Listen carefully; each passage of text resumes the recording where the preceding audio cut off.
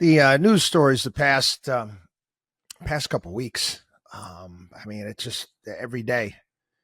Every day you turn the television on, and it just gets worse instead of better.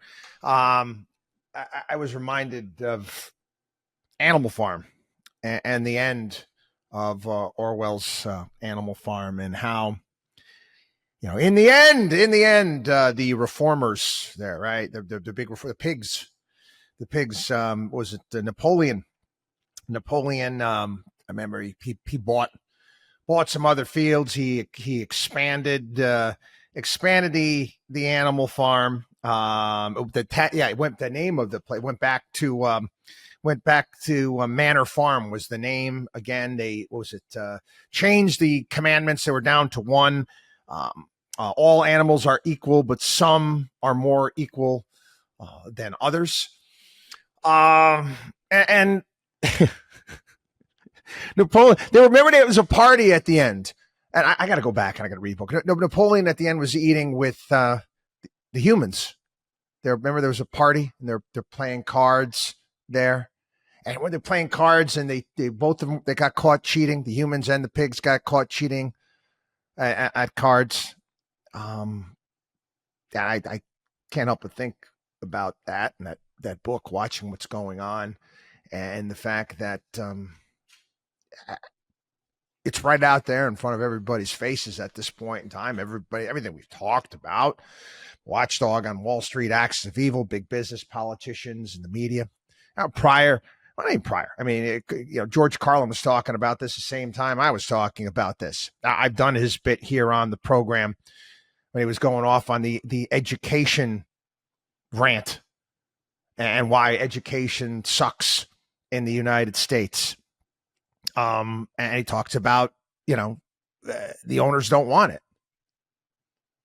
The owners of the country don't want education. Great, but why? Why? They're talking about, he was talking about the real owners of the country. Wake the hell up, America. Are you watching what's taken place right before your very eyes? I mean, they're applauding all of the donations that are coming in and all of the money that's coming into Kamala after this. They love Kamala Harris because Kamala Harris is their pawn. She's going to do exactly what they say. What they say. They own her. Like Carlin said, wake up, people. We have owners, the big club that you and I are not in. You're watching it take place before your very eyes. Did you see Kamala yesterday there with the phone call with Biden? I'm sorry, you need to be brain dead not to recognize that wasn't some AI-generated phone call. The original lady that was on before Kamala, you could see how nervous she was up there. There wasn't even a conversation. Kamala almost had the Freudian slip. They almost called it a recording. We knew exactly what it was. It was a fugazi.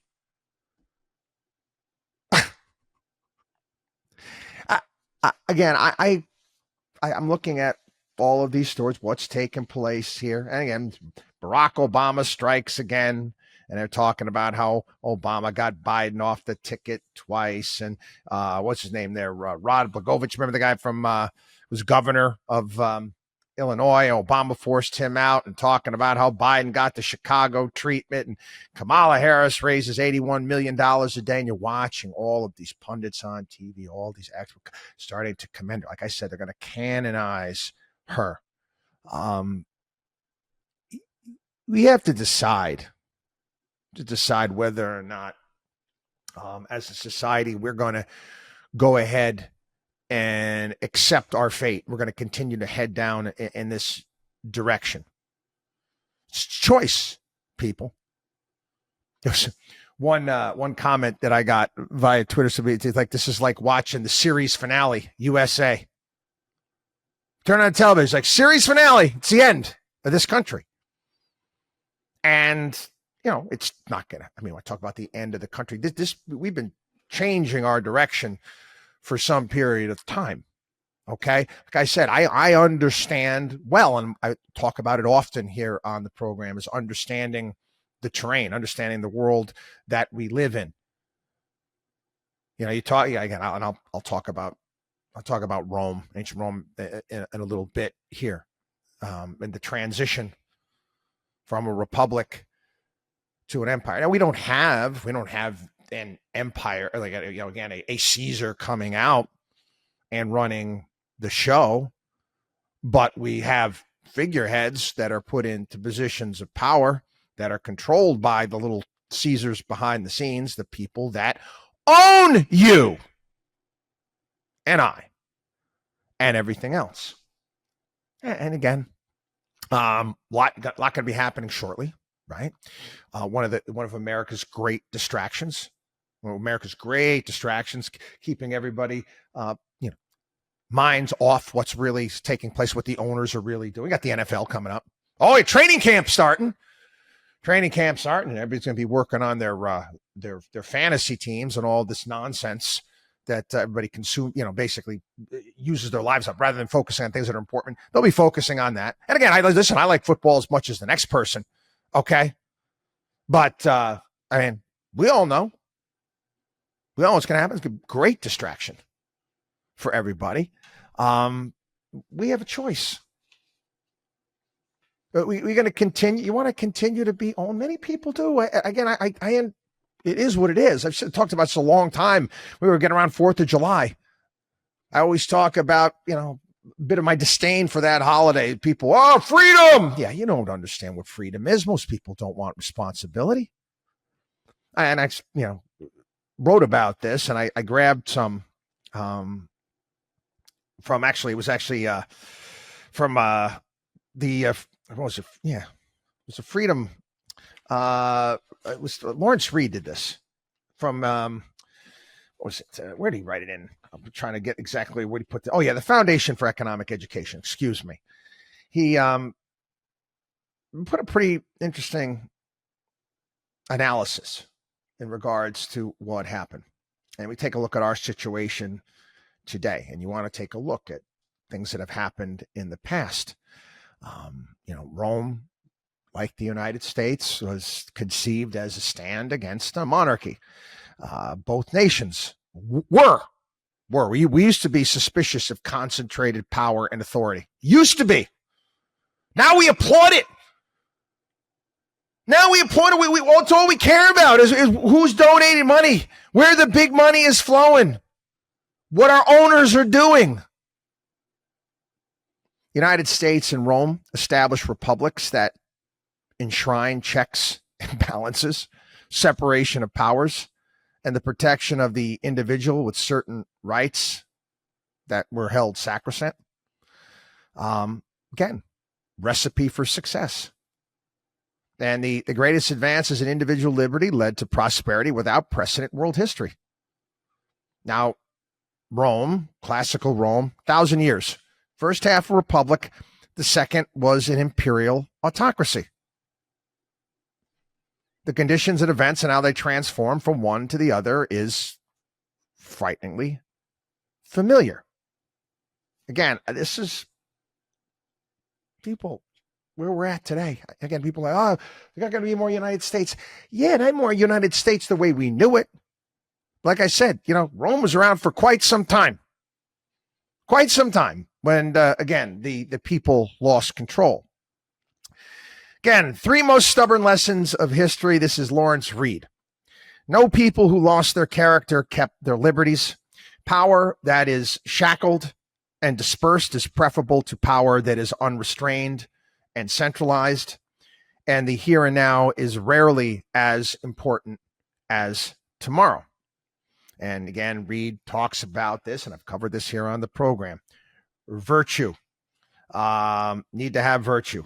Other traits that were stressed in early Rome: dignity, goodwill, loyalty, sense of duty, and candor.